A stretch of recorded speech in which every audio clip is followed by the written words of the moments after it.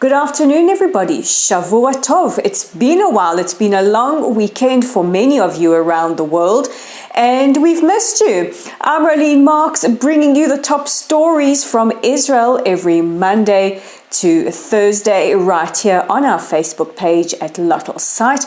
And if you haven't already, we would love if you joined our growing community by either liking us or following us, or you can join us on the YouTube channel that we have. It's at the Israel Brief, and all you have to do is click on the red subscribe button.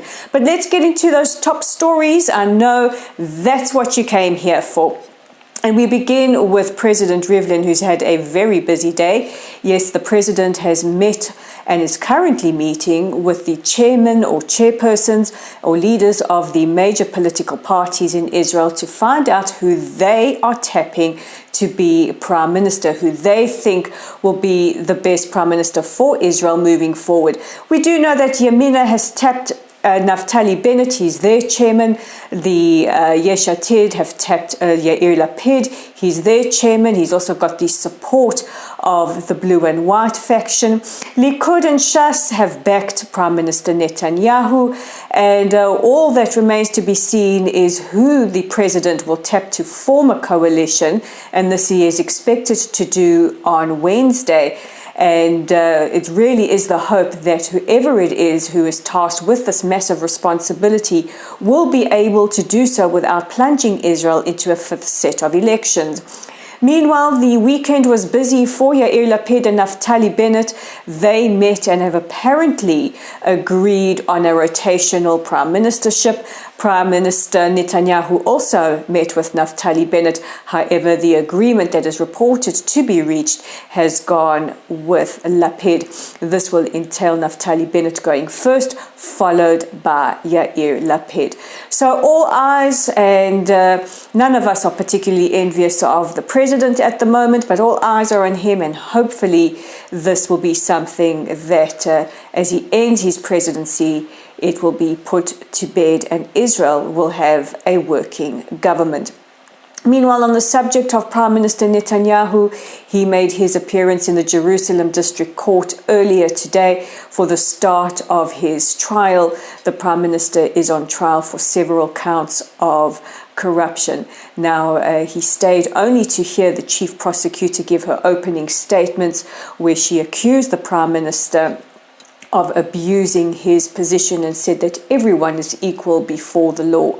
The defense team have not yet put in their statements, but they are expected to be a heavy criticism of this trial. Meanwhile, the focus on the trial today has been on workers for Walla, the news site Walla, some of whom have reported that pressure was put on them to push away any negative reports about the Prime Minister and his wife, Sarah Netanyahu, and to boost only positive news.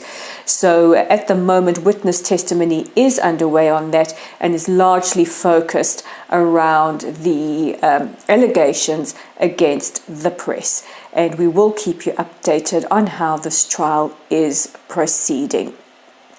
And in other news, the president of the Palestinian Authority, Mahmoud Abbas, has reportedly been airlifted first to Amman in Jordan, where he will then be taken to Berlin, Germany for medical treatment. Now, it is unclear exactly what kind of treatment he requires or what is wrong with him, but rumors have been swirling around Abbas's health for a while, and this is not the first time he has visited Germany for medical treatment. This is as the time is quite close for elections in the Palestinian Authority and amongst the Palestinians themselves, and it remains to be seen who will be tipped as a possible successor to Mahmoud Abbas and whether or not they will be successful in keeping Hamas from encroaching more in the West Bank. So one thing we can be sure of is interesting times ahead, and Prime Minister, or rather President Abbas right now is in the 16th year of his 4-year term. So elections are long overdue, and who will succeed him? It's anybody's guess. But these are your top stories making headlines in Israel today. If you want to, please check out our website at www.layoftheland.online. My article all about how Arab states are leading the fight against anti-Semitism is up there if you want to give that a read. Also, if you fancy yourself a writer for Lay of the Land, please contact us through our website at layotland@gmail.com. That's layotland@gmail.com. We know that you are joining our growing community on Facebook by giving us a like or a follow and sharing our content. Subscribe to our YouTube channel at The Israel Brief, and don't forget to interact with us on Twitter at layoftheland5. That's at layoftheland5. So with the Monday headlines, I'm Rivlin Marks. This is The Israel Brief, brought to you by Lay of the Land, and we will chat again tomorrow.